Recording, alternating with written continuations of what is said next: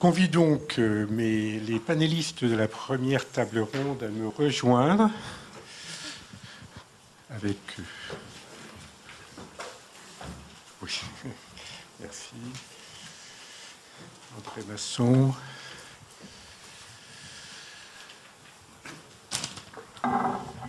Comme vous l'avez vu, les deux tables rondes ont des thèmes se voulant différents, puisque la première est essentiellement fondée sur le constat et la seconde sur l'ambition de dresser des perspectives pour l'avenir. Évidemment, comme toujours en la matière, les catégories sont un petit peu perméables les unes avec les autres, et donc il y aura quelques aspects de perspective dans les constats et quelques aspects de constats dans les perspectives. Mais la richesse des participants rendra ça extrêmement intéressant de toute façon. J'ai le plaisir donc d'accueillir autour de cette table ronde Stanislas Dupré, André Masson, Stéphanie Villers et Christian Pfister. Et je vais leur demander simplement quelque chose au cours de leurs interventions, c'est de regarder loin, vers l'horizon et vers ce timer qui leur indiquera donc quand leurs 10 minutes environ, c'est-à-dire que ça peut aller jusqu'à 10 minutes 30, seront achevées. Effectivement, de façon à ce qu'après ces quelques 40 minutes d'exposé, nous puissions, ou plus exactement mes voisins, puissent répondre aux questions qui seront posées et peut-être affiner certains de leurs propos. Christian Pfister est un économiste, pour ceux qui ne le connaissent pas encore, HEC NSAE, professeur à Sciences Po, professeur à l'NSAE. Il a écrit notamment avec des collègues 2 ouvrages, l'un sur la politique monétaire, l'autre sur la stabilité financière. Et depuis quelques années, nous travaillons en tandem dans le domaine des données. Je vais peut-être proposer donc à Christian d'ouvrir cette table ronde en évoquant quelques chiffres, quelques constats, et donc, comme je viens de l'indiquer, pendant 10 minutes, s'il le veut bien. Christian, tu as la parole. Merci Jacques. Non, c'est bon.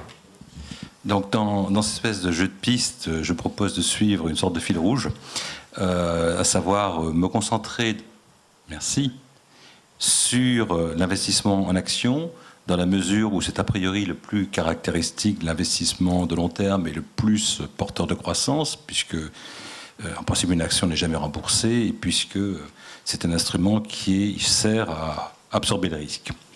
Le thème que je développerai donc au cours de cette intervention est qu'il n'y a pas d'exception française manifeste en ce qui concerne le comportement des Français. 2 parties, très rapidement, donc dans cette intervention. La première plus descriptive, où je mentionne le montant et la structure d'épargne des ménages français, et où je contraste, comme l'a déjà fait il y a un instant le commissaire Riel, une épargne abondante avec une orientation qui est a priori pas très favorable à l'investissement de long terme. Une deuxième partie plus explicative sur les causes, où je confronte facteurs d'offre et de demande, et là, je dois adresser un grand merci aux travaux de Luc Arondel et André Masson, dont je ferai ample utilisation, et pour indiquer qu'à mon sens, donc, il n'y a pas d'anomalie française, en particulier pas une allergie au risque, ce qui devrait permettre de diagnostiquer surtout des problèmes d'offre, s'il y a problème, que des problèmes de demande. Alors, en ce qui concerne le constat d'abord, comme je le disais, une épargne abondante qui représentait en termes d'épargne financière brute, c'est-à-dire sans faire le net avec l'endettement des ménages, 180% du produit intérieur brut, 3 416 milliards en 2006 et 4 842 milliards en 2016, soit 219% du produit intérieur brut. À titre de comparaison, les chiffres pour la zone euro sont pour la même année, enfin pour le 3e trimestre 2016, mais bon, c'est une bonne approximation de la fin 2016, donc 205% du PIB pour la zone euro et 180% du PIB pour l'Allemagne, 233%, un peu plus élevé que pour la France, en Italie, où une partie de l'épargne financière des ménages s'investit, comme on le sait, en titre d'État. Par ailleurs, ce qu'on peut voir sur ce graphique, c'est qu'il y a une rapide transformation du patrimoine financier des ménages en seulement 10 ans, avec l'assurance vie en euros qui supplante la détention de titres, l'épargne réglementée conservant sa part. En 2016, l'épargne réglementée assurance vie en euros représente la moitié du patrimoine financier des Français, contre 41% en 2006. Cette affectation n'est pas forcément favorable à l'investissement de long terme, dans la mesure où 70% des encours d'assurance vie sont représentés par des contrats âgés de plus de 8 ans, et qui peuvent être liquidés avec un régime fiscal plutôt favorable. Et dans la mesure également, toujours à propos de l'assurance vie en euros, d'après Christian Gaulier, je cite un article de la RSF, revue de la Banque de France, d'avril 2015, l'assurance vie n'est pas bien adaptée pour orienter l'épargne longue des ménages vers les actions, dans la mesure où les rendements passés y sont acquis et les rendements futurs garantis. À propos de l'épargne réglementée, il faut remarquer également que les PEL de plus de 4 ans, donc liquides aussi, alors là en exonération fiscale, représentent presque 60% de l'encours total fin 2016.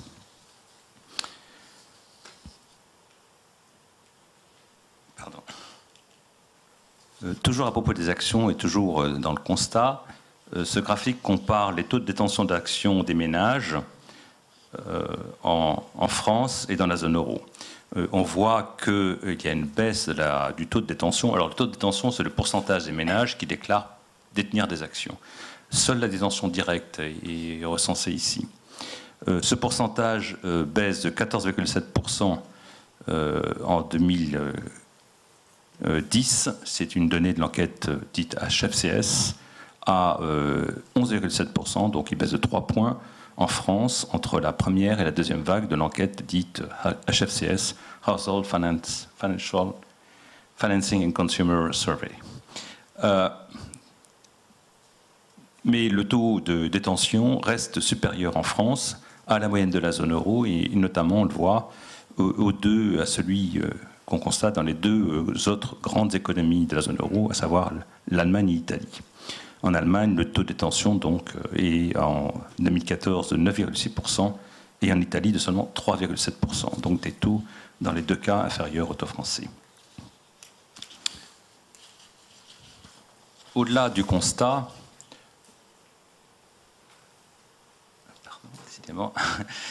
on peut s'intéresser aux facteurs qui déterminent le comportement des Français. Et d'abord, je vous propose de regarder ce qu'il en est des facteurs d'offres. Je vous donne un des résultats d'une modélisation que nous avons effectuée avec des collègues de la Banque de France en utilisant un modèle dit de type AIDS, Almost Ideal Demand System, mis au point notamment par Angus Deaton.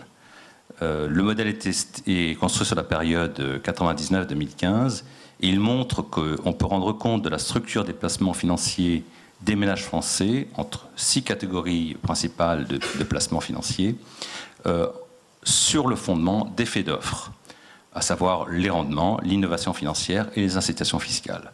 On trouve même d'ailleurs dans ce modèle une réactivité accrue des actifs les moins liquides au rendement depuis les crises financières et souveraines.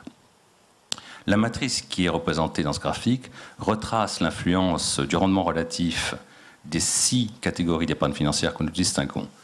Par exemple, une hausse de 100 points de base du rendement de l'assurance vie, ça se trouve à la dernière ligne, a pour effet une augmentation, donc il s'agit des parts dans le patrimoine financier qui sont modélisées, une augmentation de la part de 1 point de pourcentage, 1,02 exactement de pourcentage de l'assurance vie dans le patrimoine financier, et une diminution de la part des PEL de 0,30 points de pourcentage, les deux produits étant substituables.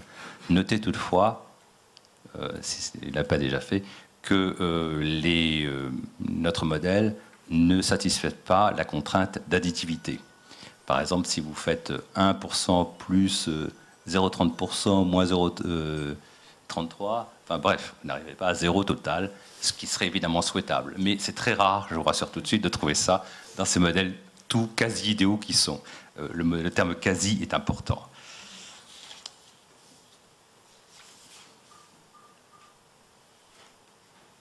Alors, toujours dans les facteurs d'offres, je le disais donc, il y a les taux de rendement qui sont très importants. Et ce graphique illustre le fait que depuis la crise financière, les taux d'intérêt de l'épargne réglementée sont supérieurs aux taux de marché. À la fin de 2016, le taux moyen de rémunération des PEL s'établissait ainsi à 2,74%, alors que le TEC 5 ans était à moins 0,20%. Par ailleurs, bon, c'est les réformes qui sont intervenues sur la distribution du livret A et les relèvements de plafond qui sont intervenus pour le livret A et les LDD fin 2012, début 2013. En conséquence, les parts cumulées de ces deux types de placements sont passées de 11,6% en 2006 à 12,7% en 2016, fin 2016. Ce n'est pas surprenant dans un contexte marqué par la crise financière puis par la crise des dettes souveraines que les ménages français aient dirigé leur épargne vers des placements qui sont à la fois sûrs, liquides et bien rémunérés. En quelque sorte, ils bénéficiaient du meilleur des mondes.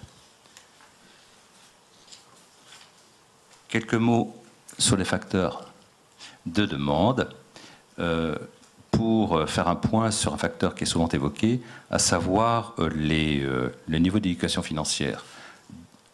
Vous avez ici reporté les réponses à 3 questions qui sont adressées aux ménages dans différents pays, qui permettent de comparer leur niveau d'éducation financière.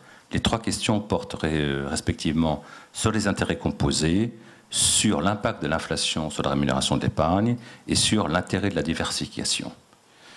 On voit que seulement 31% des Français donnent la bonne réponse aux 3 questions.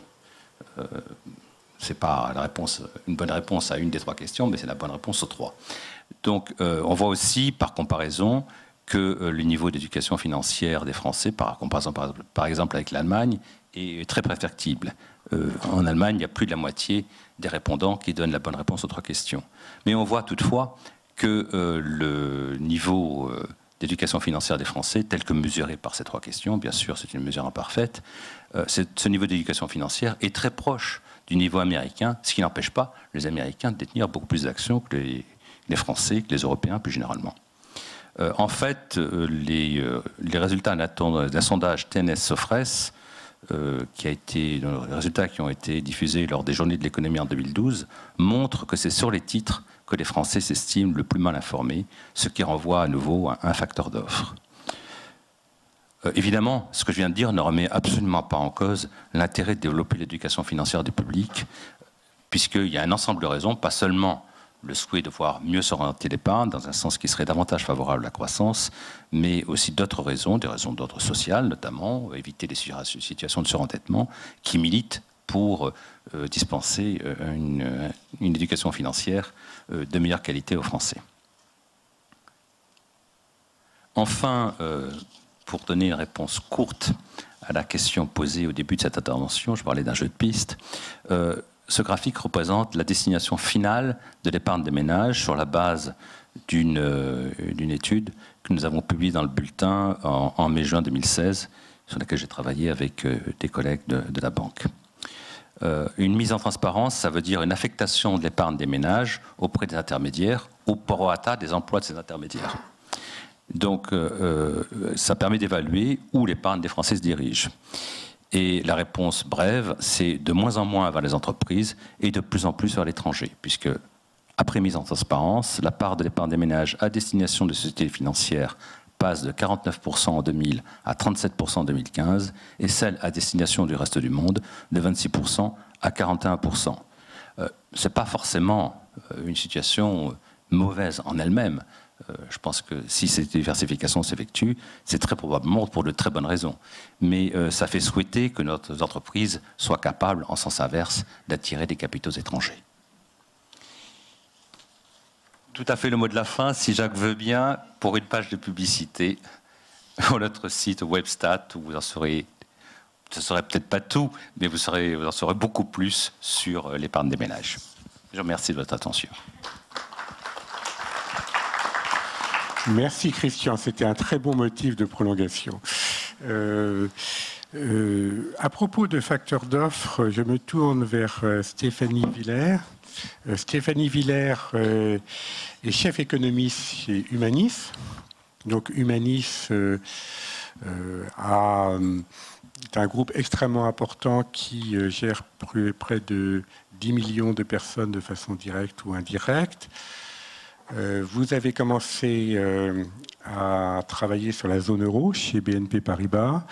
Et puis ensuite, vous êtes intéressé à la zone Asie. Et puis, vous êtes revenu en France. Et pour faire le lien avec ce que disait Christian Pfister, avec cette expérience internationale, effectivement, et le fait que les placements des Français sont de plus en plus, même s'ils ne le perçoivent pas nécessairement d'ailleurs, des placements à l'international, vous êtes évidemment extrêmement bien placé pour scruter un petit peu les évolutions qui vont intervenir.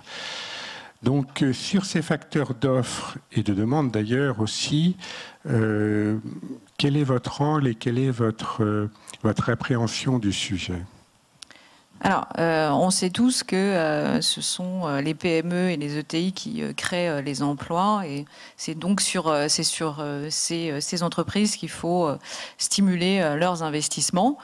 Et vous n'êtes pas sans savoir que ce sont elles qui ont le plus de mal à obtenir ces financements de long terme. J'ai vu, il y a 60 000 PME qui disparaissent chaque année à cause des problèmes de trésorerie. Il y a 40% des TPE qui n'obtiennent pas leur crédit auprès des banques. Alors la question se pose, comment peuvent-elles finalement trouver une autre solution pour se financer? Alors on le sait tous, il y a les marchés financiers.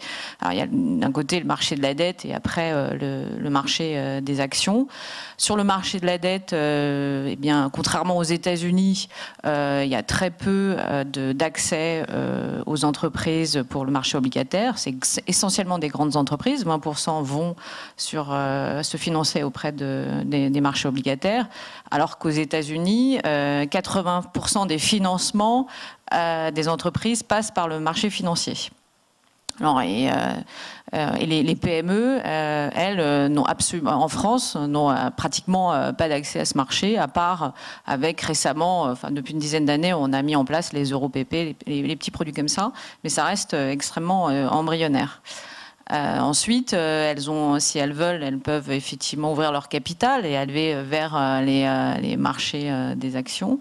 Alors, on a créé en 2005 Alternex. Bon, ça a à peu près 12 ans d'existence. Il n'y a encore que 184 valeurs cotées pour une petite capitalisation boursière de 5,5 milliards d'euros. J'ose pas comparer par rapport au Nasdaq, parce que bon, le Nasdaq a été créé en 71 pour développer les valeurs de croissance. Donc effectivement, il y a un historique beaucoup plus long, mais il y a 5500 valeurs cotées, donc ça n'a rien à voir. Donc effectivement, si on veut réorienter, je trouve que c'est une extrêmement bonne chose, parce qu'on a de l'épargne en France, si on veut réorienter cette épargne vers le financement des petites entreprises ou des ETI, il faut encore qu'il existe un marché conséquent. Et il y a une petite expérience empirique qui a été lancée par la loi Macron, la loi qui a créé le PERCO+. Alors PERCO, c'est un plan d'épargne retraite collectif, et le PERCO+, c'est un avantage fiscal pour la partie qui est, en fait, c'est un PERCO, et si 7% de ces encours sont orientés vers le financement des ETI et des PME, eh bien, il y a comment dirais-je, une déduction fiscale, le forfait social, patronal, qui n'est plus de 20%, mais de 16%. Alors ça a un an d'existence, ça marche très bien. Nous, on a une société de gestion qui propose ce type de produit. On voit que effectivement, les entreprises ont eu intérêt à réorienter cette épargne vers ce produit-là. Mais lorsqu'on parle aux gérants, les gérants nous disent, mais le problème, c'est que choisir des valeurs sur Alternex, c'est très compliqué, puisque c'est un marché qui est extrêmement réduit, qui est très peu liquide, et qui, effectivement, quand l'année dernière, il a fait 20%, parce qu'il y a eu ce ce flux de Percoplus qui est arrivé sur le marché, donc qui a tiré les valeurs vers le haut. Cela dit, au premier vent de panique, il risque d'avoir des mauvaises surprises pour ces gérants qui sont concentrés sur ce secteur-là, sur ce marché-là. Donc c'est un réel problème, c'est-à-dire qu'il faut à la fois peut-être réorienter l'épargne vers le financement des PME, mais il faut aussi qu'il y ait le marché adéquat, proposer le marché adéquat. Donc c'est pour ça que je pense que ça va se faire sur le très long terme. Après, je me suis posé la question, pourquoi il y a si peu de sociétés qui investissent, enfin qui vont se faire coter sur Alternex. La réponse, c'est qu'il semblerait que ce soit en partie pour des raisons culturelles. Parce qu'en France, on a du mal à être transparent, on a du mal à afficher nos résultats, qu'ils soient positifs ou négatifs, mais on a une tendance à dire pour vivre heureux, vivons cachés. Donc on a cette étape supplémentaire à faire. Et je pense que les PME préfèrent la relation privilégiée avec leur banque parce qu'elles restent dans la culture du secret et puis elles restent aussi totalement autonomes dans leurs décisions. Ouvrir le capital, c'est aussi faire disparaître un peu sa mainmise sur l'entreprise. Alors du côté de l'épargne, je pense que pour revenir sur le slide que vous avez évoqué, il y a un manque que moi je vois beaucoup plus prégnant, un manque culturel, d'informations économiques en France.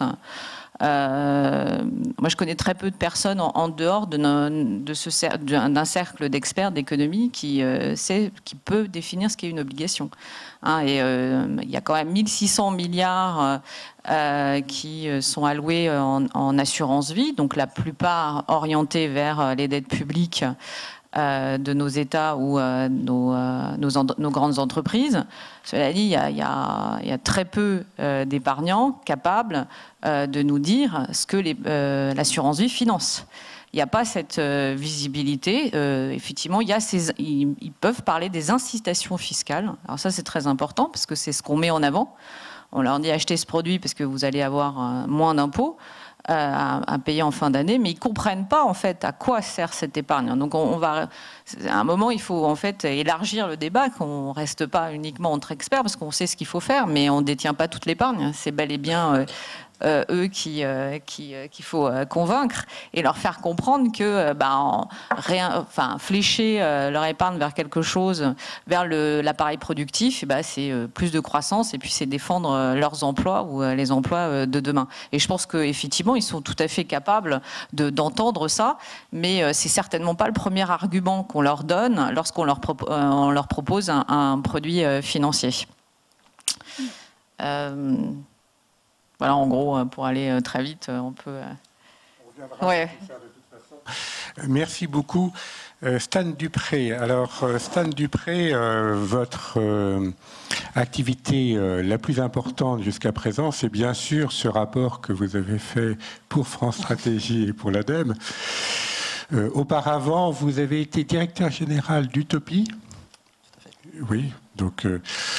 ce qui est un terme qui laisse beaucoup à penser.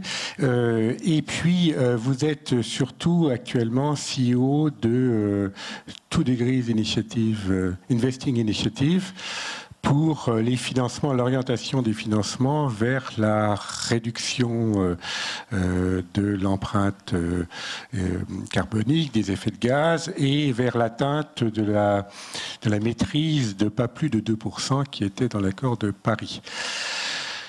Donc on attend avec énormément d'intérêt, bien entendu, les conclusions de ce rapport, dont le commissaire général a déjà indiqué quelques prémices. Est-ce que vous pouvez, c'est vraiment une gageure, comme on dit dans les gazettes, est-ce que vous pouvez, en l'espace de 10 minutes, nous résumer les conclusions de votre rapport ? Tout à fait, merci. Donc, je vais peut-être juste commencer avec peut-être une. Donc, nous, on est donc un think tank et on approche un petit peu le sujet avec une approche de Candide au pays des banques centrales ou quelque chose comme ça. Et on a essayé de regarder vraiment de façon très pratique où va l'épargne et quel peut être l'impact des incitations fiscales. Je vais commencer juste avec une anecdote. Donc, je dirige effectivement un think tank. On est présent en France, aux États-Unis, en Angleterre et en Allemagne. On a une petite trentaine et on doit avoir à peu près entre 3 et 4 millions de budget.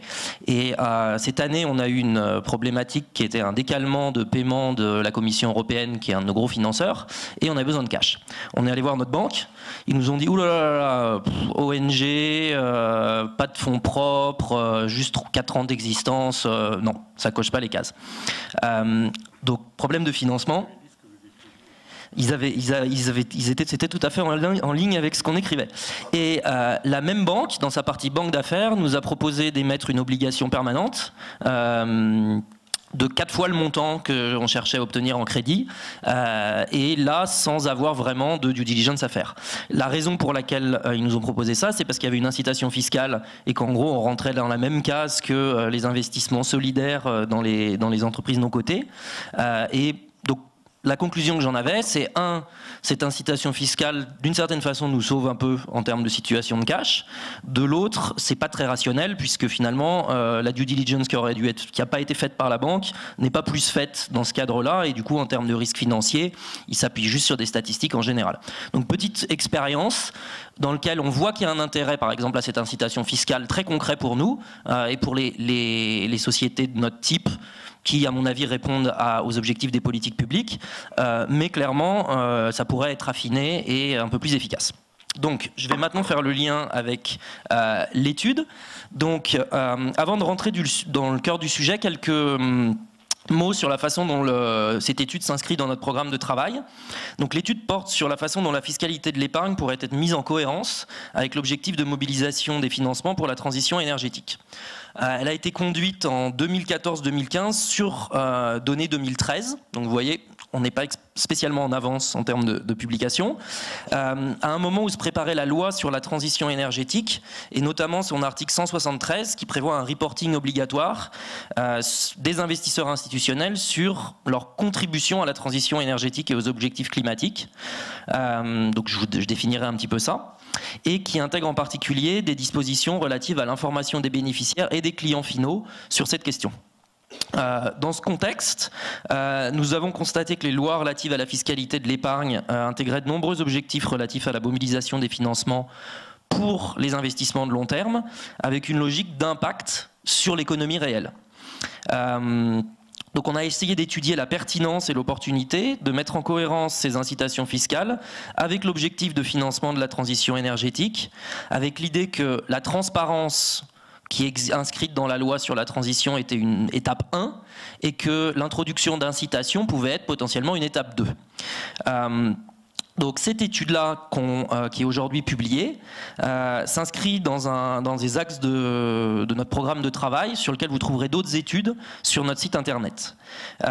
Donc le premier, c'est les travaux que nous conduisons sur les horizons temporels. Donc là, vous trouverez sur notre site, on a étudié les modèles des analystes financiers, l'horizon d'investissement des investisseurs en actions de long terme et les processus de décision en interne dans les entreprises, et regarder quel était l'horizon temporel de ces décisions. Et est-ce que le fait d'allonger une durée de détention, par exemple, ou d'autres indicateurs, permet de favoriser la prise en compte des risques de long terme par les investisseurs. Le deuxième axe de travail dans lequel cette étude s'inscrit, c'est cette évaluation de la contribution à la transition énergétique des portefeuilles. Donc dans ce cadre-là, on pilote le plus gros programme de recherche dans le monde sur cette question-là, qui est financé par la Commission européenne. Et on a abouti à un modèle qui est aujourd'hui testé par une centaine d'investisseurs, 2 banques centrales, pas encore la Banque de France, et les régulateurs des assurances aux États-Unis. Troisième axe dans lequel ça s'inscrit, une des recommandations du rapport porte sur le fait d'intégrer des critères non financiers dans les outils à disposition des épargnants, notamment ces robots advisors qui se développent. Depuis la réalisation de l'étude, on a reçu des financements pour pouvoir mettre en œuvre ce programme et travailler concrètement au développement de ces outils. Dernier point, c'est la réglementation sur la distribution des produits. Il y a des recommandations de l'étude qui sont faites là-dessus. Je fais notamment référence à MIFID. Et j'ai aujourd'hui intégré un groupe de travail de la DG FISMA, donc de la Commission européenne, pour travailler notamment sur cette question. Donc je vais rentrer un petit peu dans le cœur de l'étude. Donc notre problématique de départ, c'est le constat que les pouvoirs publics cherchent à favoriser le financement d'activités économiques spécifiques en incitant à la détention de certains types d'actifs financiers, avec l'idée que cette incitation va se transmettre tout au long de la chaîne, un peu comme un billard à 5 bandes. Donc là, vous avez la présentation de cette logique, et influencer les décisions d'investissement dans l'économie réelle. Donc nous, on s'est demandé comment ça peut fonctionner dans la réalité, et on a essayé de tracer cette chaîne. Donc pour ça, on a étudié les différentes niches fiscales. Donc on en a trouvé 54, alors ça a peut-être évolué à la hausse, à la baisse depuis la réalisation de l'étude, qui répondaient à vraiment une diversité d'objectifs. On a essayé de catégoriser ces objectifs, de les réunir en catégories, et on s'est aperçu qu'environ 2/3 apportaient une notion de fléchage vers certains actifs jugés prioritaires pour le financement de l'économie. Donc très varié quand même: logement, économie d'énergie, cinéma, pêche, innovation, PME, financement en fonds propres des entreprises cotées, comme M. Pfister le présentait. Donc ça fait beaucoup de priorités quand vous voulez prioriser, et c'est un des problèmes qu'on a rencontrés. On a ensuite fait le lien entre ces niches et les produits concernés avec leur actif sous gestion. Donc là, on a fait le lien avec environ 20 supports, et on a essayé de regarder ce qui se passait avec ces supports. Donc pour ça, on a dressé on a essayé de mettre en transparence. Donc on est parti des données qui sont utilisées notamment par la Banque de France dans le bulletin dont vous parliez, mais on a croisé ça avec d'autres données, qui est des bases de données financières, Thomson Reuters, Bloomberg, etc., pour connaître la composition exacte des portefeuilles, quelles entreprises on peut trouver dedans, quel est leur mode de financement et quels sont leurs investissements. Donc dans certains cas, on a dû boucher les trous, je dirais, en faisant des hypothèses sur la composition des portefeuilles, prendre un indice comme proxy pour le portefeuille action des assureurs, par exemple, information qu'on n'avait pas à l'époque. Autre innovation, on a utilisé des bases de données d'intelligence économique pour comprendre où étaient réalisés les investissements, quel était leur montant, quels étaient les plans d'investissement, et comment ça se comparait avec les objectifs, les scénarios de transition énergétique dans les entreprises exposées à la transition énergétique. Donc tout ça, c'est des dizaines de bases de données réunissant des millions, par exemple, de points d'information sur ces actifs qu'on a liés avec leurs propriétaires et les titres émis. Donc ça, c'est le travail, je dirais, la traçabilité. Sur le point de départ, on est parti sur quelque chose d'un tout petit peu différent de ce qu'on trouve d'habitude dans les études. On a essayé de regarder quelle était la part de l'épargne qui était principalement influencée par la recherche de rendement.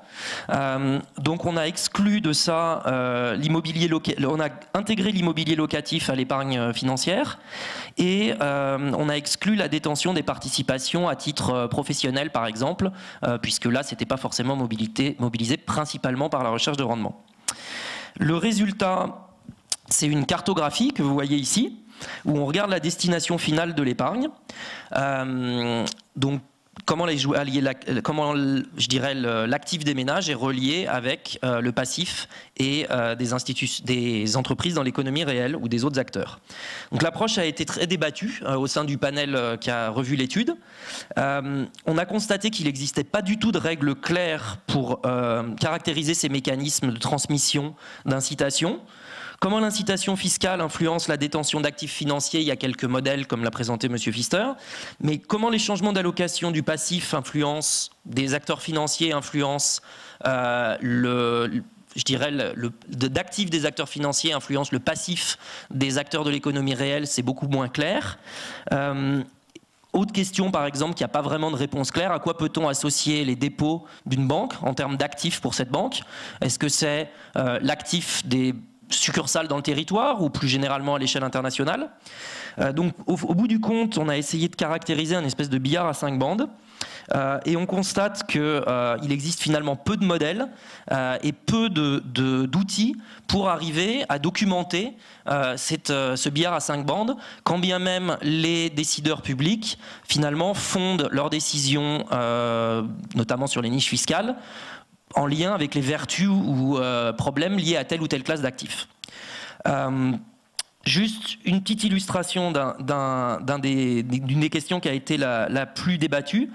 C'est comment la plus grande disponibilité du capital influence les choix d'investissement pour les entreprises. Donc un des points qui a été particulièrement débattu, c'est la question de l'investissement en actions cotées. Donc là, si je prends l'analogie, ce qu'on a essayé de faire, c'est de regarder quels étaient les flux de financement ou d'investissement pour les entreprises liées aux actifs détenus. Donc on ne prétend pas avoir trouvé un lien de causalité, mais si je prends l'analogie du billard, on ne sait pas si l'incitation fiscale va réussir à mettre la boule dans le trou. En revanche, on peut savoir ce qu'on gagne si on met la boule dans le trou, en regardant le montant de ces flux. Et donc un des constats qu'on fait, c'est que les entreprises cotées françaises se financent finalement assez peu par la levée d'actions, et se financent principalement par le réinvestissement des profits et font la plupart de leurs investissements en dehors du territoire. Donc finalement, quand on regarde l'incitation et son objectif qui est de favoriser l'investissement sur le territoire national, il y a une forme d'incohérence. Ça peut avoir d'autres intérêts, maintenir des sièges d'entreprise à Paris, des choses comme ça, mais en tout cas, il y aurait clairement un besoin de débat un peu plus précis sur ce sujet-là. Je finis dans 1 minute. Donc, j'en viens aux recommandations qu'on a fait sur cette étude. Donc, on ne prétend pas avoir trouvé, réinventé la poudre ou trouvé la solution miracle en matière de fiscalité de l'épargne qui fait des longs débats, mais on pense que 3 points seraient intéressants et qu'on n'a pas vu pour l'instant. Le premier, c'est prolonger cet exercice de cartographie et d'évaluation, pousser l'exercice de mise en transparence qui est aujourd'hui fait par la Banque de France en utilisant ces bases de données dont j'ai parlé, qui ne sont pas aujourd'hui exploitées par les pouvoirs publics, à ma connaissance.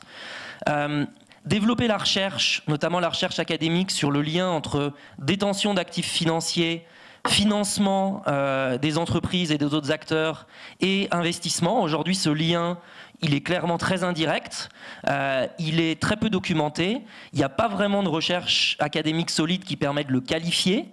En tout cas, cette recherche-là n'utilise pas toutes les données disponibles et néanmoins, on en a besoin aujourd'hui puisque les pouvoirs publics s'appuient sur ces conclusions pour prendre des décisions. Troisième point, la contribution aux objectifs de la transition énergétique des institutions financières. C'est un sujet qui est dans la loi sur la transition énergétique. On mène des travaux sur ce sujet-là. Il y a une grosse opportunité en lien avec l'application de cette loi sur la transition énergétique pour que la France développe des méthodes en ce domaine. Deuxième recommandation, c'est ce qu'on a vu de façon transversale, c'est qu'en fait, les réformes de la fiscalité de l'épargne se font par saut de puce, avec des ajouts de niches ou des suppressions de niches, sont globalement totalement incohérentes, et ça en général la plupart des experts consultés, quel que soit leur avis sur la direction à prendre, sont d'accord. Et on ne voit pas de réflexion de long terme, se plaçant sur une perspective de 10 à 15 ans, en disant qu'est-ce qu'on aimerait avoir dans 10 ans si on était capable de planifier des réformes. Et je pense que la Banque de France et France Stratégie sont en très bonne position pour pouvoir faire mener ou initier des réflexions de ce type. Pas forcément pendant la campagne présidentielle. Dernier point, c'est l'aide au choix des épargnants. On s'aperçoit que l'éducation financière finalement n'est pas très importante, mais que toute la logique de distribution des produits aujourd'hui repose sur les épargnants connaissent rien, on va déléguer le choix à des conseillers qui eux-mêmes sont soumis à des conflits d'intérêts assez importants. Or, on s'aperçoit aujourd'hui que c'est totalement facile de transformer des questions très simples en choix d'allocation d'actifs à travers des outils, que ces outils pourraient être développés et promus par les pouvoirs publics, à la fois mis à disposition des épargnants en direct, mais aussi mis à disposition des conseillers pour arriver à finalement inverser la symétrie d'information. Et on pense que ça, c'est un élément qui pourrait être très important pour compléter les éventuelles réformes sur la fiscalité de l'épargne. Et j'en arrive là, à la fin. Merci. Merci infiniment.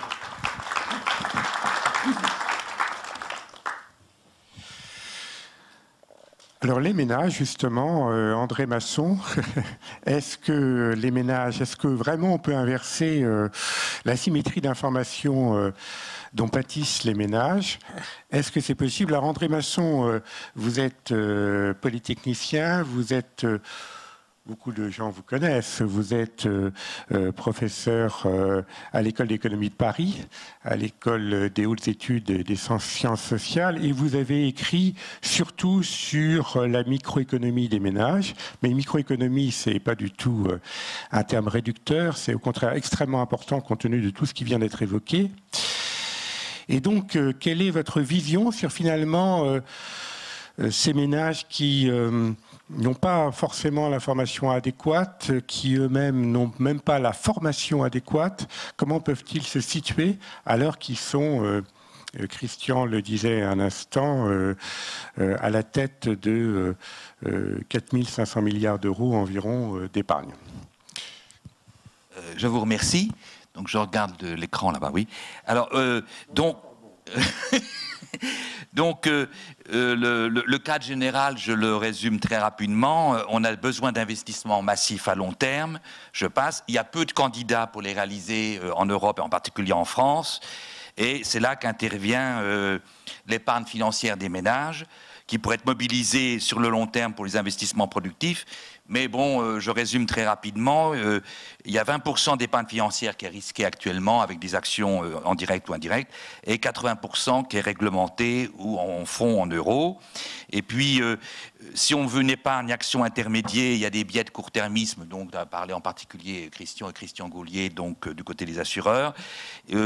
Stanislas vient de parler du lien indirect qu'il y a entre l'épargne en action et l'investissement productif, en particulier les grandes entreprises cotées. Et puis, il y a le problème dont a parlé Madame sur le passage des PME aux ETI, dont on voudrait un petit peu que ça se fasse à l'allemande. Donc le problème, c'est de savoir si l'absence de fonds propres est véritablement le problème.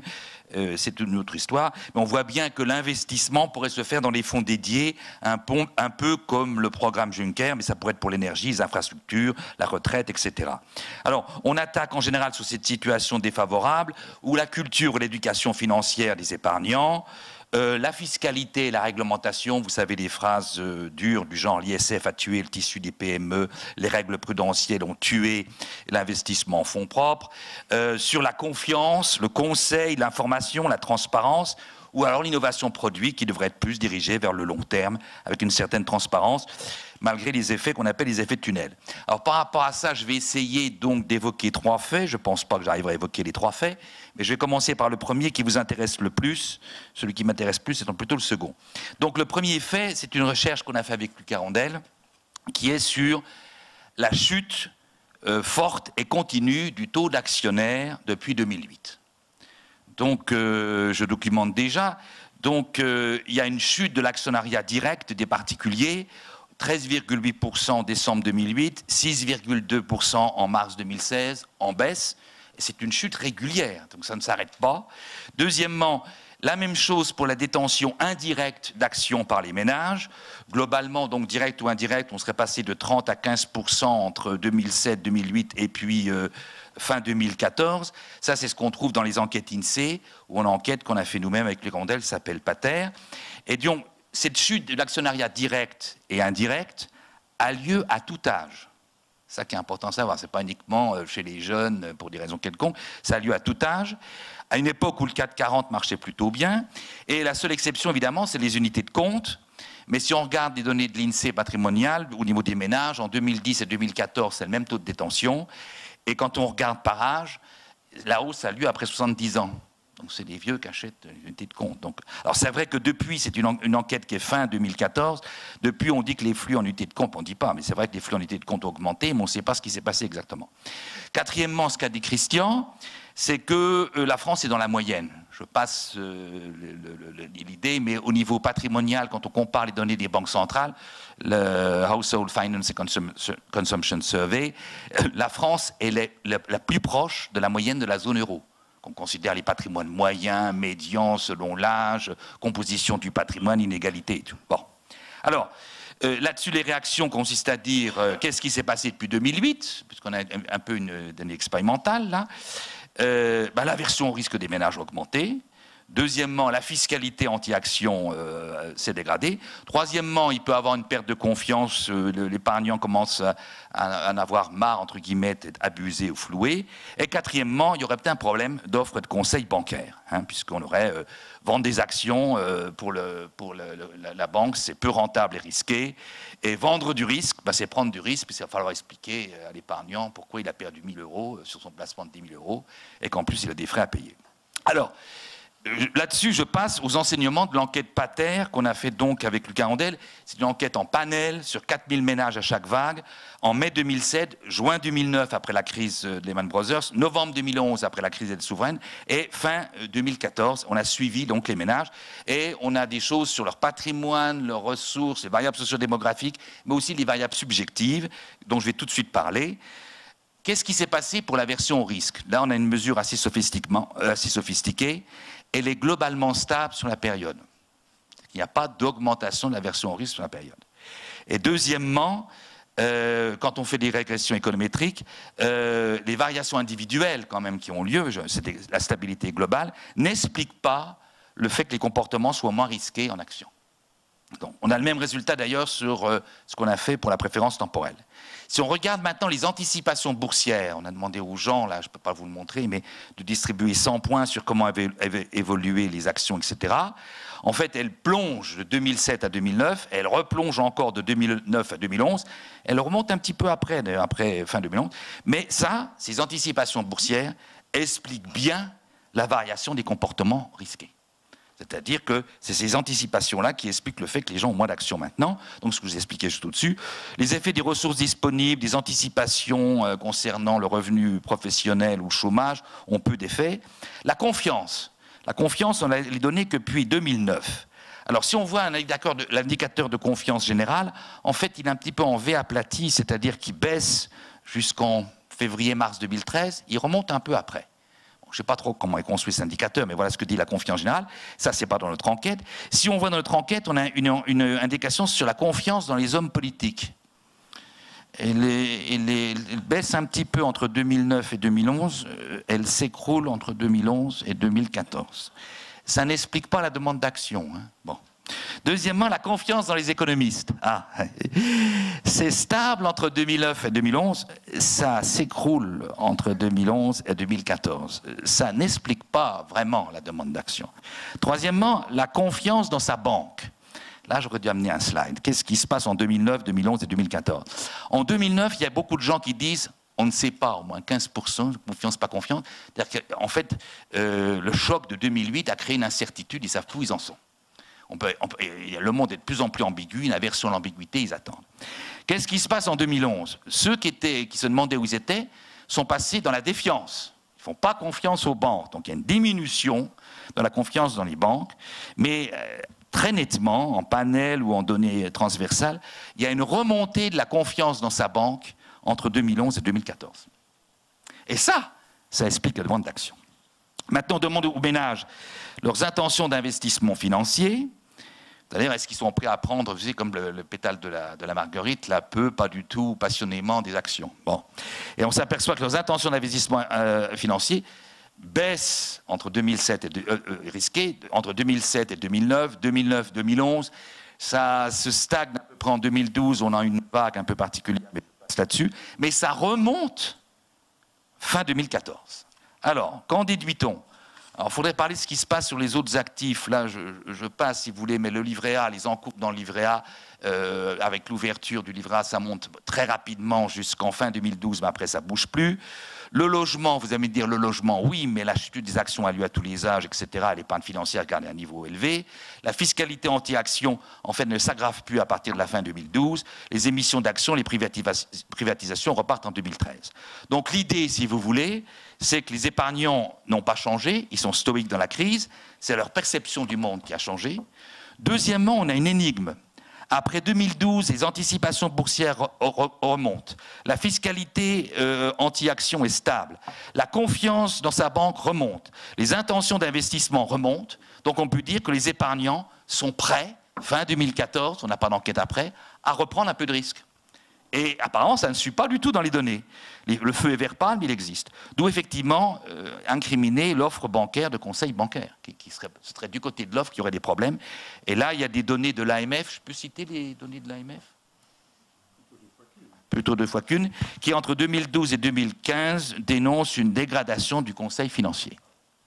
Bon, alors il y a, les unités de compte sont proposées à 90%, mais bon, là, je sors totalement de mon domaine de compétences, mais disent que ça devient de plus en plus mauvais sur les projets personnels, sur l'horizon d'investissement, sur les frais bancaires, sur la fiscalité.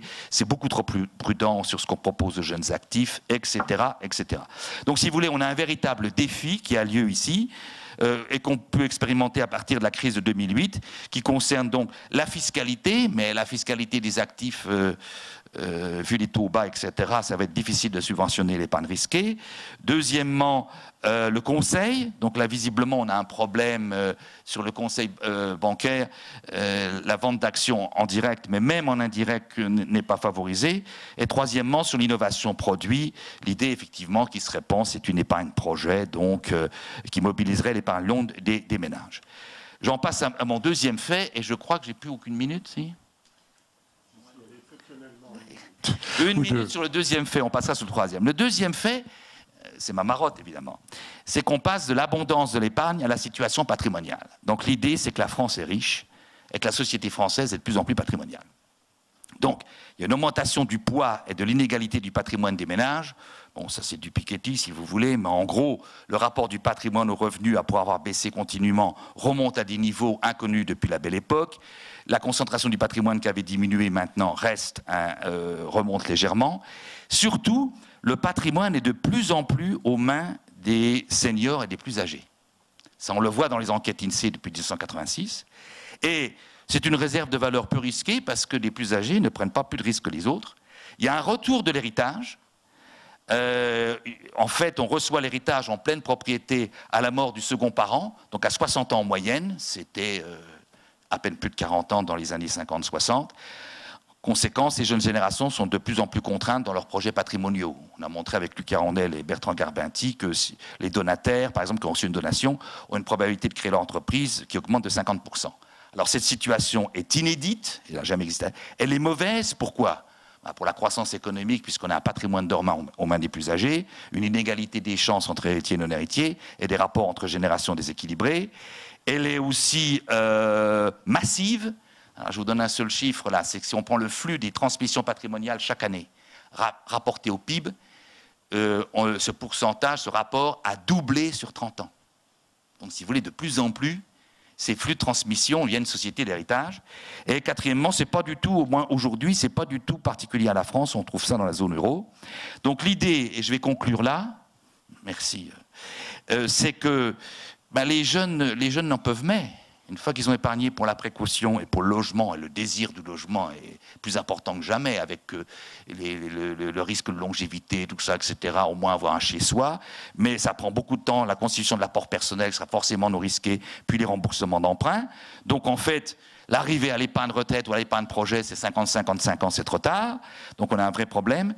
Alors que l'épargne est du côté des seniors, et je conclurai là, il faut plutôt réorienter l'épargne là où elle est abondante, donc trouver des moyens pour réorienter l'épargne des seniors vers des investissements actions à long terme ou vers des fonds dédiés. Mais là, je m'arrête là sur les 2 dernières pages de mon intervention. Merci. Alors je trouve que on a réussi quand même, je parlais de gageure, une gageure qui est qu'il y a eu quasiment un consensus, sauf sur quelques points entre les 4 panélistes, et néanmoins des propos toujours très intéressants et qui, je suis sûr, vont susciter un certain nombre de questions. Alors pour les questions, vous avez dans votre accoudoir qui s'ouvre, oui, il s'ouvre, vous avez un micro et un bouton qui vous permet d'intervenir quand vous le souhaitez. Donc, première question. Oui, je voudrais m'adresser à Christian Pfister, Maxime Maury, directeur régional, sur la trajectoire du ratio épargne financière sur PIB les chiffres que tu as cités, 180% à 219%, est-elle propre à la France? Je crois plutôt que non. Mais est-ce que la trajectoire est plus forte en France qu'ailleurs?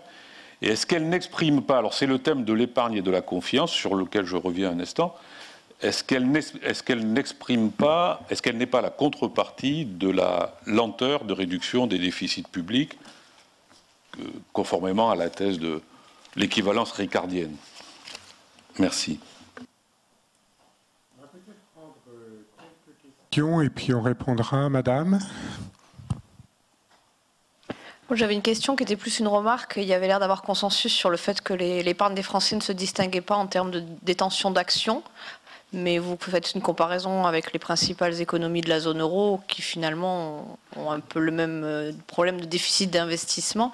Est-ce qu'on ne pourrait pas faire une comparaison par exemple avec les États-Unis ou avec d'autres économies dans lesquelles la détention d'actions est plus importante et aussi l'investissement est peut-être plus dynamique?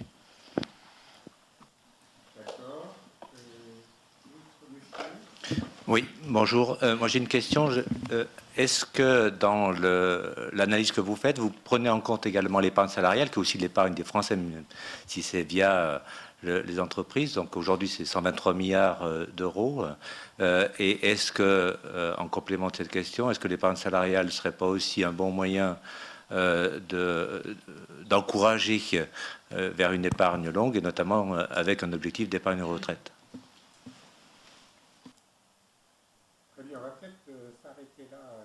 Sur ces trois questions.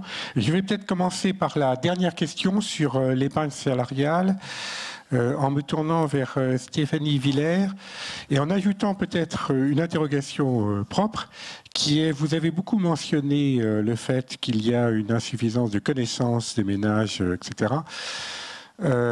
Comment vous, au travers de votre expérience chez Humanis et de vos contacts avec les mutuelles, avec les épargnants, vous voyez des moyens d'améliorer cette information et cette connaissance des ménages?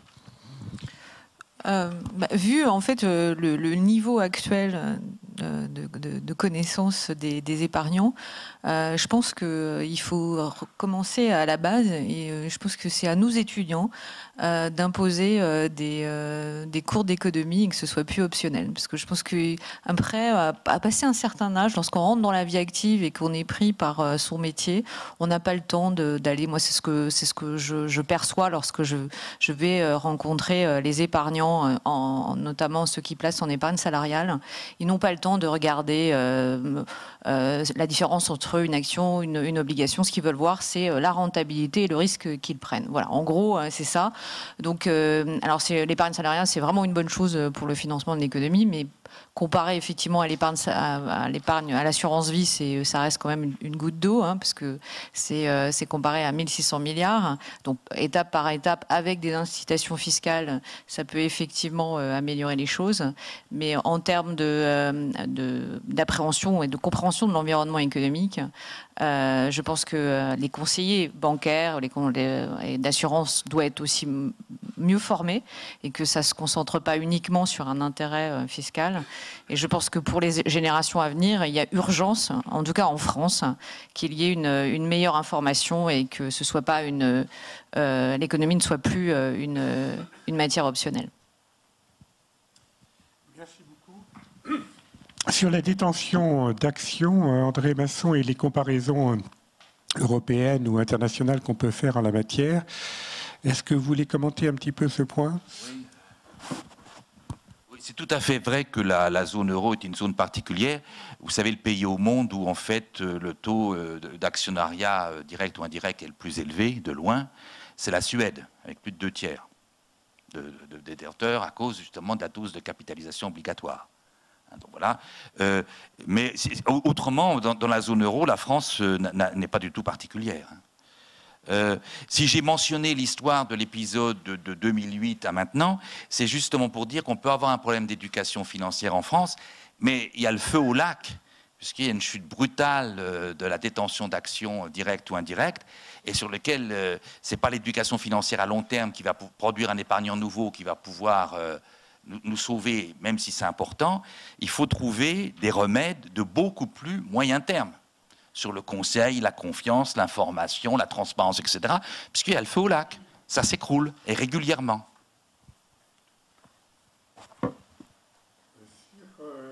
Sujet d'ailleurs, on peut dire que c'est d'autant plus important qu'en France, si on est dans la moyenne européenne en matière de détention d'actions, on n'est pas du tout, mais alors pas du tout dans la moyenne européenne en ce qui concerne la capacité d'autofinancement des entreprises, pour lesquelles on est très éloigné des autres pays européens. Et donc le problème de financement, et notamment de financement de fonds propres, est d'autant plus important qu'il y a cet écart par rapport aux autres pays européens, Espagne, Italie ou Allemagne confondus.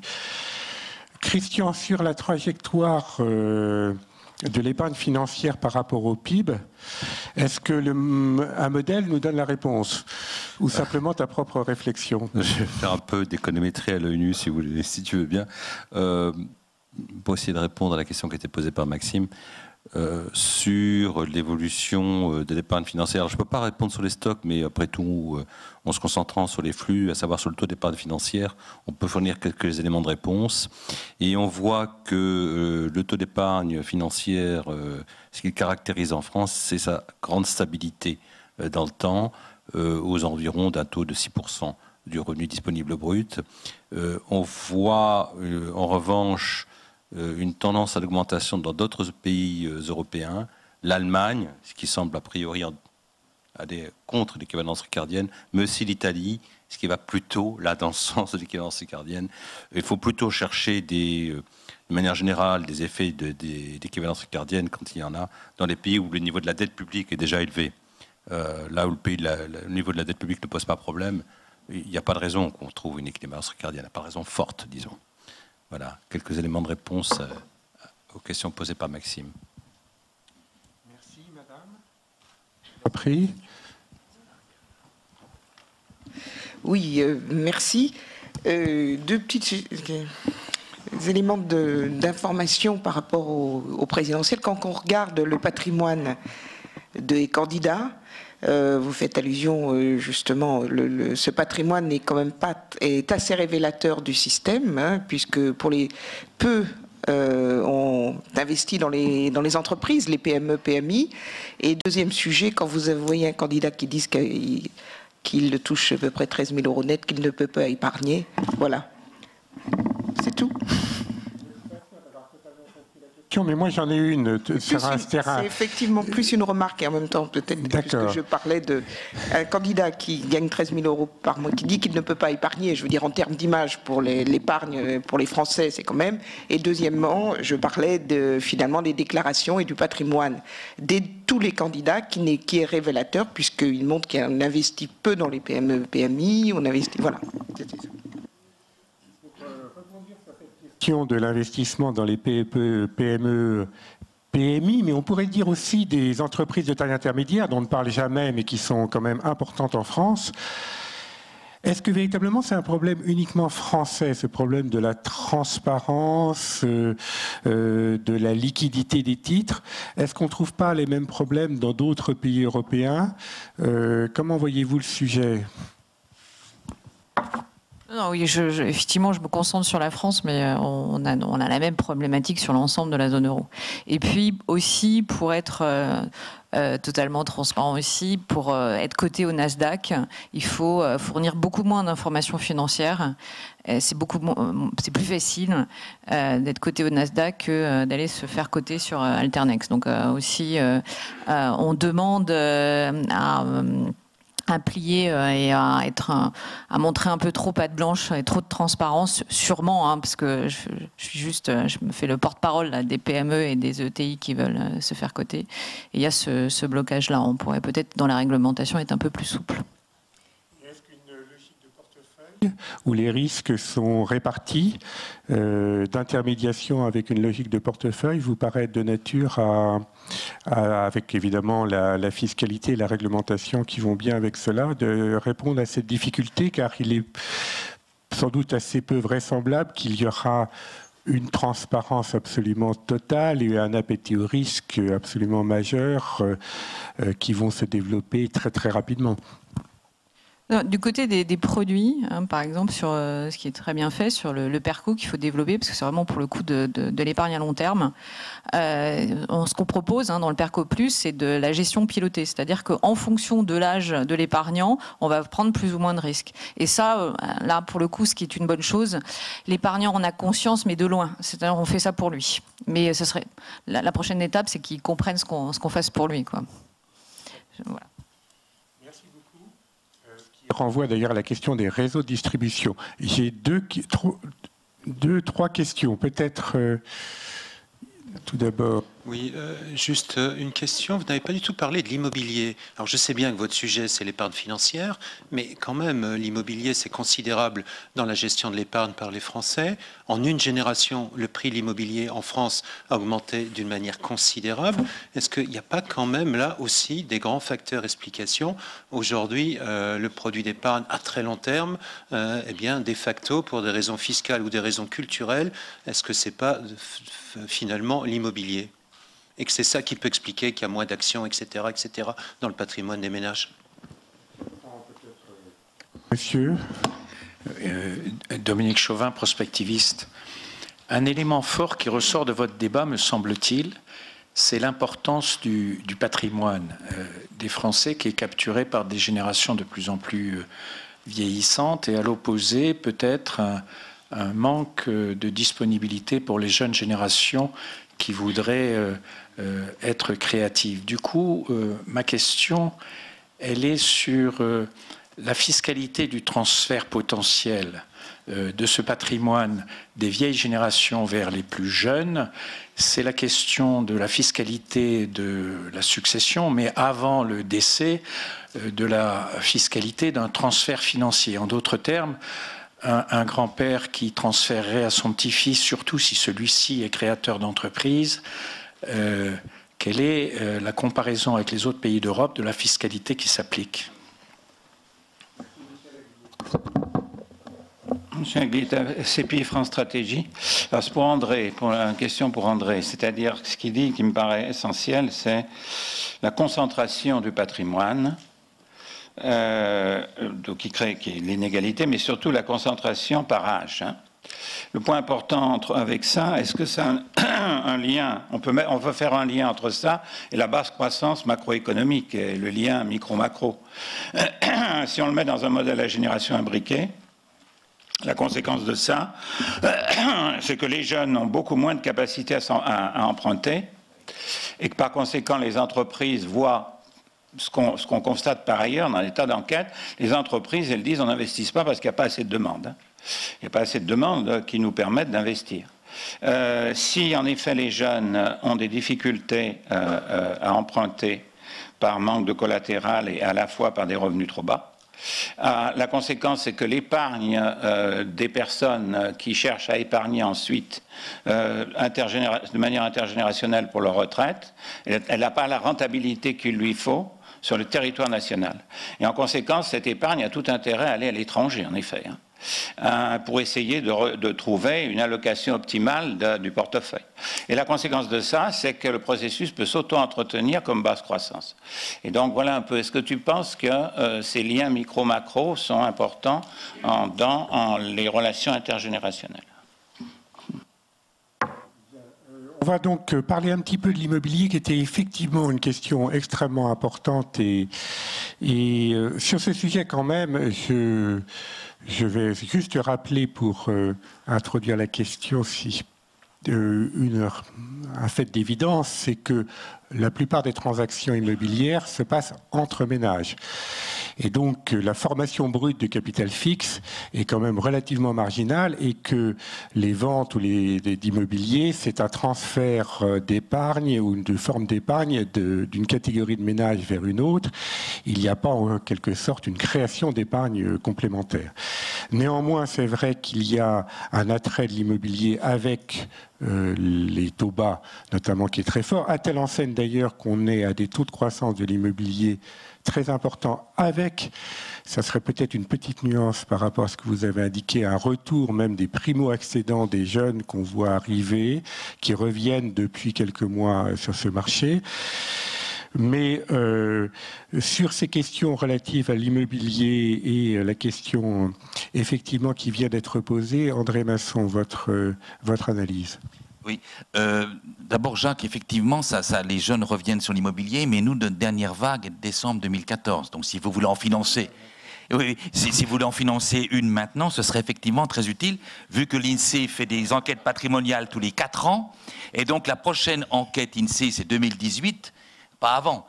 Donc, si vous voulez une enquête avant, faut pas... Et effectivement, ça remonte maintenant, mais on ne sait pas comment ça se passe. Alors, sur l'immobilier, ben, j'en avais quand même un petit peu parlé en disant que la chute de la détention d'actions en direct ou intermédiaires intervient à tout âge. Donc l'immobilier ne peut pas expliquer ça, ça a lieu partout. Alors peut-être plus chez les jeunes que chez les plus de 60 ans, mais aussi chez les jeunes. Et effectivement, quand on fait un apport personnel, on n'a pas tellement envie de placer en actifs risqués. Parce qu'on a un projet, le risque n'est pas uniquement financier, le risque, il est, comment dirais-je, existentiel. Hein, la maison qu'on voulait offrir, enfin je fais exprès quelque chose de machiste, hein, la maison qu'on voulait offrir à sa femme et ses enfants au bord de la rivière, tout ça, etc. Si les actions marchent bien, on l'a plutôt, si les actions ne marchent pas, on ne l'a pas du tout. Donc le risque n'est pas uniquement un truc de moyenne variance, c'est un risque existentiel. Donc bien sûr, l'apport personnel ne sera pas risqué, et les remboursements d'emprunt non plus, et les remboursements d'emprunt seront longs, parce que les taux d'intérêt nominaux sont faibles, mais les taux d'intérêt réels sont plutôt élevés.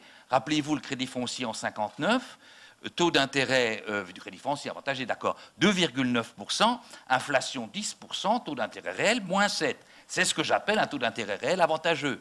Actuellement, ce n'est pas ce qu'on a. Donc, en fait, les jeunes mettent un temps fou à acquérir ça. Alors, donc, je pense que l'immobilier... Alors, autre point qui peut être important, les plus-values immobilières expliquent beaucoup le fait que le patrimoine est un point important par rapport aux revenus. Mais si vous regardez en profil, à un niveau plus bas, l'Allemagne a le même profil que chez nous. Ça descend jusqu'en 1990, le rapport patrimoine-revenu, et ça réaugmente après, sauf à un niveau plus bas. Et l'Allemagne, quand on avait, nous, des plus-values immobilières qui faisaient 100%, elle a eu sur la même période moins 10%, elle, donc elle n'avait pas de plus-value immobilière. Donc ce phénomène-là est plus général que dû aux plus-values immobilières. Bon, sur la fiscalité de l'héritage, ça demande un petit peu de temps sur la question. Comment faire? On veut donc, ce qu'on veut, c'est réorienter l'épargne des seniors, puisque c'est eux qui l'ont, vers un patrimoine moins dormant. Ce qu'on pourrait, surtout qu'elle est très consentée, c'est prendre aux riches. C'est comme plus facile. C'est un peu idiot. Donc on va essayer de faire une incitation fiscale forte, un fort différentiel fiscal selon les choix effectués, qui pousse les seniors à investir donc dans l'épargne productive, quel que soit après le lien avec les investissements. Vous avez une possibilité première, c'est la taxation de l'immobilier. En plus, immovable property, etc., la taxation sont, entre guillemets, de la rente foncière. C'est les seniors et les plus âgés qui l'ont, donc faisons ça. Je passe, surtout que c'est actuellement dans la campagne électorale. Bon. Alors, je vais vous parler plutôt de ma proposition, qui est iconoclaste, dont personne ne veut dans la campagne électorale. C'est... on taxe plus fortement et plus progressivement les héritages familiaux qui vont aux enfants. Mais avec une liberté de tester accrue pour l'entreprise familiale, c'est les données, et pour le caritatif. Bon, contre la réserve des enfants qui jouera autrement, je vais vite.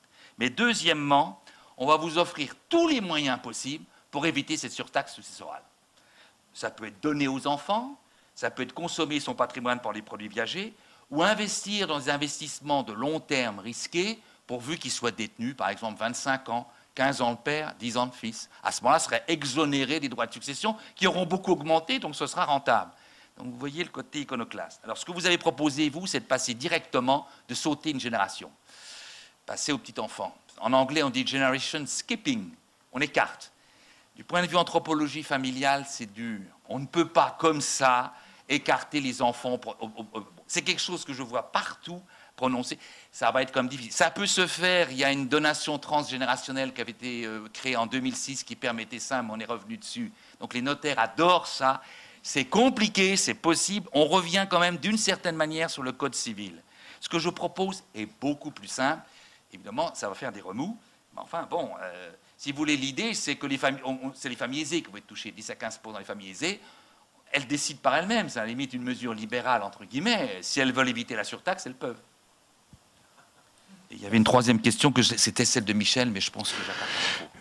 Non, mais on va peut-être dire un mot de la transition énergétique, parce que je suis un petit peu inquiet, je suis sérieux en disant cela, qu'il n'y ait pas eu encore une seule question sur les questions écologiques. On sait que dans les sondeurs d'opinion disent cela, que ce n'est pas dans le top des préoccupations des Français, et c'est peut-être un petit peu un problème. Donc, sur ce que vous avez décrit sur le fléchage en quelque sorte des financements, on voit bien que la question que tout le monde a à l'esprit, c'est comment diable cela va-t-il être possible?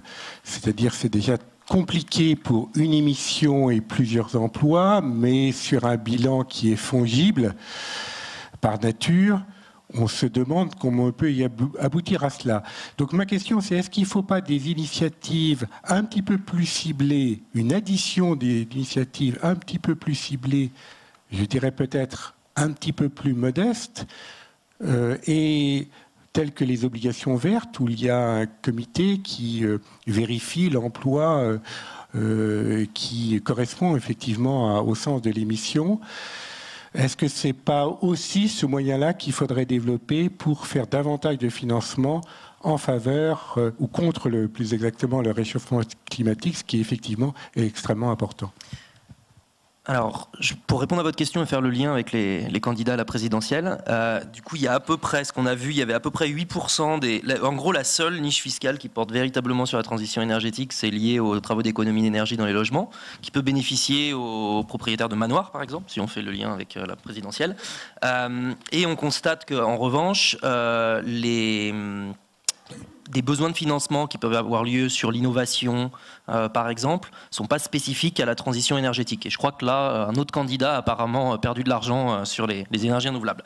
Un des points qu'on constate, alors par rapport, la première question, c'est on s'est dit, ok, il y a l'introduction du label transition énergétique sur les fonds d'investissement par la loi sur la transition énergétique, le marché des obligations vertes. Est-ce que tout ça, ça appelle pas à créer des nouvelles niches fiscales sur ces points-là? Je pense que globalement, on est abouti à la conclusion que pas vraiment. C'est pas forcément une super bonne idée, dans le sens où... Donc là, je donne un avis qui est plus personnel que vraiment...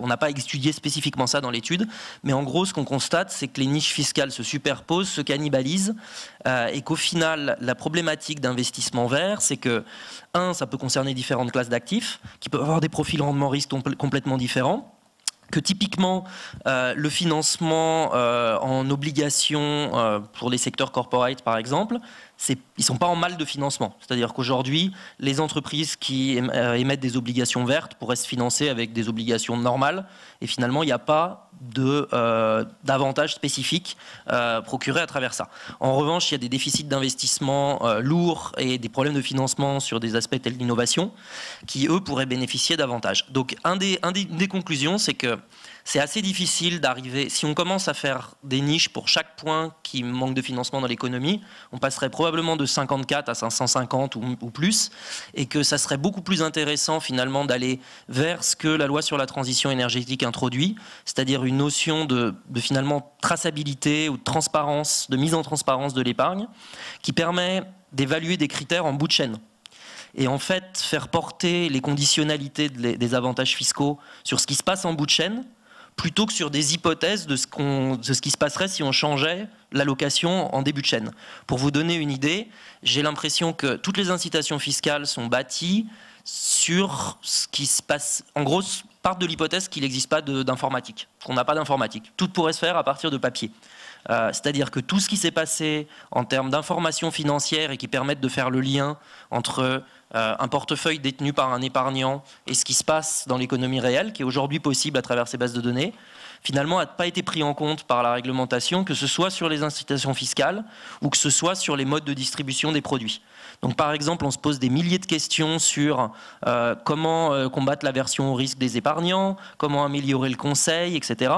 Et si on regarde aujourd'hui MiFID ou la façon dont c'est transcrit, ça repose sur l'idée qu'on ne peut pas connaître ce qui se passe dans le portefeuille et en calculer le résultat. Là où aujourd'hui, c'est assez simple finalement de traduire des questions en un portefeuille à travers un outil informatisé, qui n'est pas utilisé. Et finalement, je pense qu'un des problèmes auquel se heurte l'efficacité de la fiscalité et MiFID porte sur le fait que toute la logique réglementaire repose sur le produit packagé, en fait, et la délégation de la gestion à des intermédiaires, là où aujourd'hui les avancées techniques et en termes de données permettraient complètement de dépasser ça. Donc un des points qu'on discute notamment avec la Commission européenne dans ce groupe d'experts, c'est le problème que finalement les débats tant sur la fiscalité que sur la réglementation financière portent sur la réglementation du secteur financier d'hier, là où probablement dans 5 ou 10 ans, ce sera assez différent, notamment lié à cette capacité de désintermédiation offerte par les nouveaux outils. Merci. Une ou deux dernières questions. Monsieur, au fond, en haut plus exactement. Je vous en prie, allez-y. Vous avez le micro dans la coudoir. Bonjour, merci. Une question sur la formation de capital brut, dont le ratio est à peu près de 15 à 25% du PIB dans les différents pays. Donc une question pour l'ensemble du panel. Quelle part de cette formation de capital brut estimez-vous possible de flécher, d'inciter pour, par exemple, aller vers la transition énergétique? Et quelle partie vous estimez qui est absolument inerte et qu'il n'est pas possible de flécher ou d'inciter?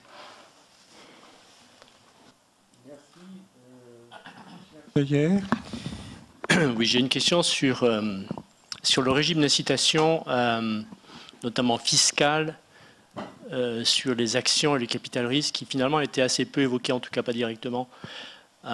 Christian Pister et André Masson ont dit finalement il n'y a pas une grosse différence à l'intérieur de la zone euro dans le comportement de détention d'actions et l'aversion au risque ou à l'investissement risqué.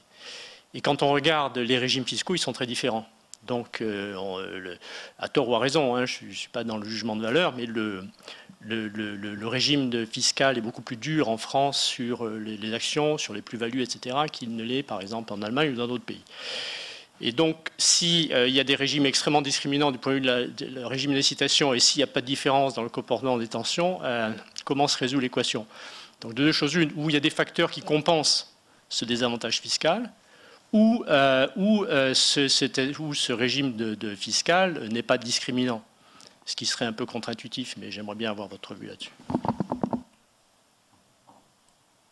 Il y a deux questions donc, intéressantes et pas nécessairement les plus faciles pour terminer. Sur la formation brute de capital fixe, évidemment, la première question à se poser pour répondre, si je puis dire, à cette question, c'est quel type d'investissements sont nécessaires pour aboutir à la transition énergétique. Et par exemple, est-ce que l'investissement dans le nucléaire fait partie du lot? Alors, du coup, nous, on a regardé ce qui se passait et dans quoi c'est investi et on compare ça à des scénarios climatiques. Donc, c'est ce que vous trouverez dans l'étude et dans les autres études qu'on produit. Donc, en fonction des scénarios climatiques qui donnent un statut plus ou moins favorable au nucléaire. Donc, on n'a pas de vue sur la question. Je pense que sur la part inerte, ou en tout cas la part qui peut être activée là-dessus, notre impression, c'est que aujourd'hui, globalement, vous avez des besoins de réallocation d'investissement qui portent à la fois sur des domaines qui sont en mal de financement dans l'absolu, du type l'innovation, notamment l'innovation radicale, sur lequel là, la problématique, ça serait peut-être effectivement d'inciter plus, probablement d'inciter mieux. Je vous donnais mon exemple au début où ces incitations à l'innovation finissent par nous proposer, nous, associations, d'émettre des obligations. Pas sûr que ce soit l'intention initiale. Le deuxième aspect, ça serait effectivement de donner des conditionnalités là-dessus, et c'est probablement sur ça que ça aurait le plus d'impact sur l'économie réelle. Ensuite, vous avez des problématiques qui vont être de réallocation sur des investissements, je dirais, en capital, qui sont financés soit par de la dette, soit en fonds propres, pour par exemple des grands groupes. Et là, à mon avis, on est dans des problématiques dans lesquelles il peut y avoir des incitations. Ce qui est beaucoup débattu aujourd'hui, c'est la question des obligations vertes, qui sont souvent du refinancement pour des acteurs qui n'ont pas de difficultés de financement de particulier sur ces investissements-là. L'autre question qui n'est pas du tout présente dans la fiscalité aujourd'hui, mais qu'on soulève dans l'étude, c'est le fait que si vous commencez à avoir une forme de traçabilité, vous pouvez faire porter des incitations sur, par exemple, la politique de vote des actionnaires sur, par exemple, les plans de CAPEX des entreprises. C'est un sujet qui est introduit par la loi sur la transition énergétique en termes de demande de transparence.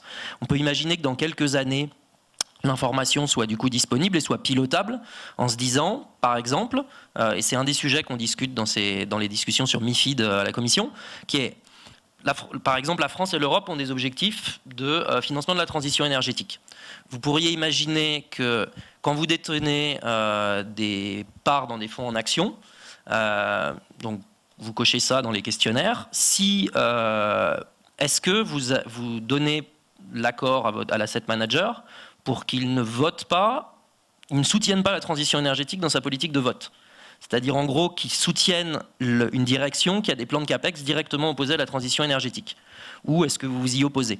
Typiquement, je pense que ça, c'est des choses qui peuvent avoir pas mal d'impact, qui sont assez indolores pour le rendement des produits, qui sont assez facilement traçables, sur lesquels vous auriez probablement une partie significative, s'il y avait une case précochée qui ne serait pas décochée par les épargnants, en disant non, je veux absolument parier contre les objectifs de la transition énergétique. J'imagine pas forcément une majorité ferait ça. C'est des choses qui sont aujourd'hui rendues possibles par les données, pas dans la logique de la fiscalité, et qui auraient probablement un impact plus intéressant que donner de la fiscalité pour des outils qui finalement ne changent pas le coût du capital pour l'entreprise. Merci. Sur la question du paradoxe apparent que soulevait Pierre Chaillet, Christian, tu veux dire quelques mots? Peut-être André Masson pourra aussi commenter sur cette question. Je crois que sur cette question, il faut également raisonner en termes d'évolution. Si on voit le système qui prévalait il y a 10-15 ans de ça, la France se caractérisait par un taux d'imposition des revenus de l'épargne financière dans l'ensemble assez faible, très discriminatoire, mais dans l'ensemble assez faible. Au cours des 10-15 dernières années, les taux d'imposition se sont fortement accrus sur l'épargne financière pour rapprocher la France de la moyenne européenne. Je crois que maintenant, on est même légèrement supérieur à la moyenne européenne. D'abord en frappant les actions, ensuite en frappant surtout les revenus d'intérêt, et avec une stabilisation de la fiscalisation sur les actions. À l'étranger, on avait un niveau au départ d'imposition qui était plus fort, mais on a eu beaucoup moins d'évolution dans le temps au cours des 10-15 dernières années. Oui, donc sur la question, déjà quand on dit que la France est à la moyenne de la zone euro du point de vue patrimoine, elle est le plus proche de la moyenne, ça ne veut pas dire qu'elle est représentative, hein. Il y a des différences énormes d'un pays à l'autre. Par exemple, en termes d'actions, la Finlande a beaucoup plus de petits porteurs, parce qu'il y a une CAPI obligatoire, et la Belgique a plus de gros actionnaires. C'est un peu plus difficile à montrer, bon déjà. Deuxièmement, la fiscalité va jouer apparemment beaucoup moins sur la détention d'actions que sur les montants investis. Ça, c'est ce que dit la théorie, ce qu'on l'observe. Et troisièmement, que la fiscalité, finalement, ne joue pas tant que ça, ou peut-être plus d'ailleurs ses variations que son niveau, ben ça, vous regardez les 5% des patrimoines les plus élevés, combien sont détenteurs de valeurs mobilières au niveau de la zone euro? 55%. Il n'y a plus de coût de transaction, il n'y a rien, ils ont des diplômes, qu'est-ce qu'ils font? Et en France, 63%. Donc effectivement, il y a du grain à moudre, pour employer l'expression vieillie, là, sur le fait que, y compris chez les gros patrimoines et les ménages éduqués, ils ne prennent pas d'action. Il y a d'autres raisons.